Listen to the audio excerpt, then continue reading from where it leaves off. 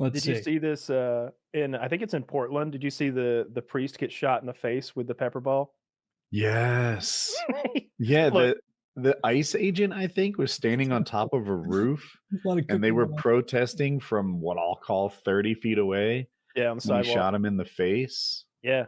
He shot him in the body first, and the I guess that wasn't good for the father, and he sort of like kept on like, I don't know, protesting a little, and they shot him right in the face with a pepper ball gun.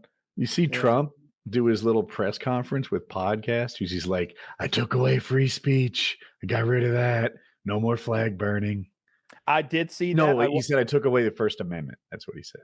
There's the video of the priest getting shot. You should be able to burn any flag. Well, but you shouldn't burn one specifically, and that's America. So or Trump, a St. Louis Blues Stanley Cup champion flag 2019. It was an awesome bit of propaganda he set up today. He and Pam Bondi are sitting at this round table, and across are all these victims of Antifa and trans violence and flag and flag burning anti-American folk. The victims are there. There's a very pretty blonde woman. She has a black eye because Antifa hit her in the face with a flagpole this week. And then there's another guy. He was wild out in Portland. Then there was like maybe an Asian or Hispanic guy. I couldn't tell which, and he was like, yeah, they beat me too, and I had a brain bleed and I nearly died. And then there's another guy, and he had intervened in a flag burning scenario, someone who was burning a flag, and he jumped in to save Old Glory, and he was arrested somehow for doing that. And I know. And then they had a fourth or fifth woman, very pretty blonde lady, and she was like, first of all, been told by a lot of people not to say this, but I too used to suffer from TDS. You know what TDS is? Trump derangement syndrome. Yes. I used to suffer from Trump derangement syndrome. I have been cured. And I'm going to tell you, I am happier. I am safer. And I'll be honest, I think I'm more attractive now. She said this. And I'm thinking like, Trump is like, it's true. Very attractive. You're very attractive. I would fuck you. Is that the diagnosis? That's how you cure TDS? Is one communist punching you in the face? The guy who grabbed the burnt, he had the burnt flag, and Trump is like, do you know who did it? He's like, yeah, I know him. Like, you give his name to Pam Bondi. Pam Bondi will go out, put him in prison for a year. They're gonna lock this guy up for a year. He was like, prosecute that. Get him. Prosecute that. It's like on the flag burning part or on the punching him in the fucking head part. Like the flag burning part. Different. They were different people. The guy was burning a flag. This guy jumped in, took his flag, and now they're gonna throw the flag burner in prison. Federal prison, I guess, for a year. He stole his No. The flag burner is going to go to prison for a year for burning a flag. Trump has Pam Bondi on it.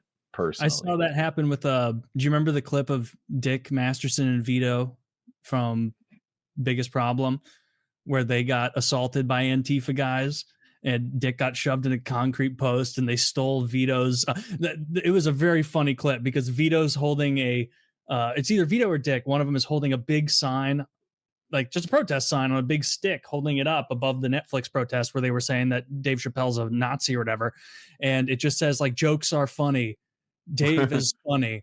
And then this Antifa guy in a mask like grabs the stick from Vito and like bends it down and rips the sign off. And so now it's just this like balsa wood horseshit stick from Home Depot. And immediately all the Antifa people are like, no, he has a weapon. He has a weapon. And it's like, it's the same stick. It's the same balsa wood stick. You just shoved him, pushed him, like threatened to hit him, and a bunch of you mobbed him and stole his shit. And now you're saying he has a weapon. Yeah, Kristi Noem had some sort of like, made for press interview she was giving out, and she was pointing out the dangerous protesters down below. And there's just a guy dressed, there's a couple of people, but one of them was dressed as a chicken. He's like yelling at them from 80 feet away. And they're like, well, it's a lot more violent at night. They call that one Colonel Sanders. He's the ringleader. The chicken guy seems like he's just having a good time out there, right? He was protesting. See, that's the idea. It's all about optics. They show up in the chicken suit, then they rape people through the porthole in it. Then that's even more brutal than I thought. Yeah, that's awful. It's a cloaca, technically. Because damn.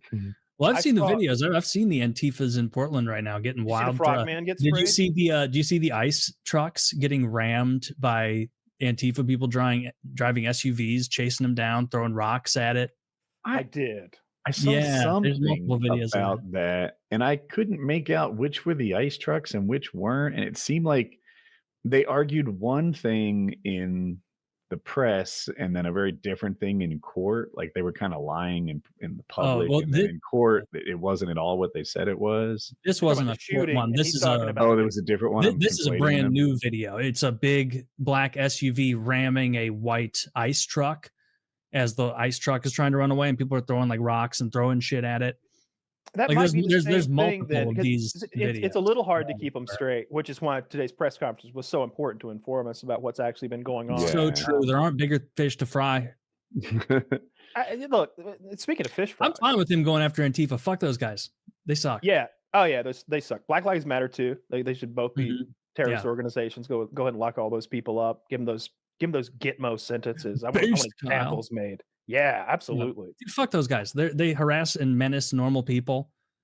They destroy businesses. They hurt what I people. don't like is when I see that a protest is organized and funded. Like Trump brought it up today, like all of his faults. He was like, "You ever look at their signs? These aren't poster boards that some kid made up in his basement. They're expensive, printed out signs that all match. Where's all that money coming from?" And then I've seen the truck show up and deliver the gas masks.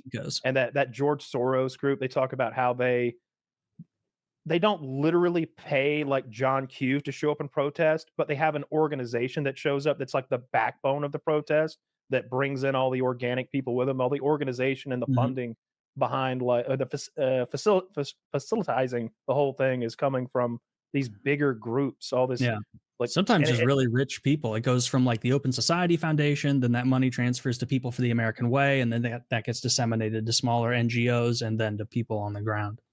I always hear George Soros' name when they're talking about George Soros owns the Open Society Foundation. Man. Okay. No, you can just look it up. He runs the Open Society Foundation. Because whenever I hear about Antifa, it's like there is no leader, there is no structure, there is no group. It's just people who like put on bandanas that day and cosplay, usually skinny young people. Yeah, but but no, this is like you can look at George Soros, among others. It's not just him, but the Open Society Foundation is something he runs.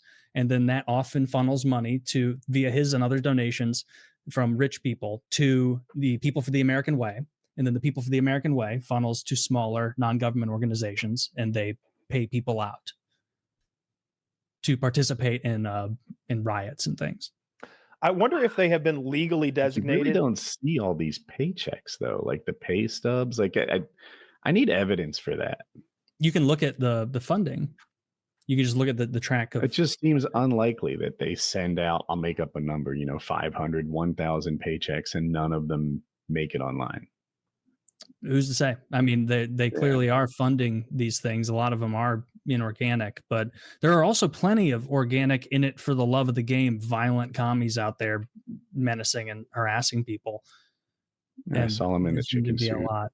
I saw that one guy, and then I saw hundreds of violent rioters throwing rocks at police. And I saw that priest. I mean, he was priest. Yeah, he could have been. He could have put a curse.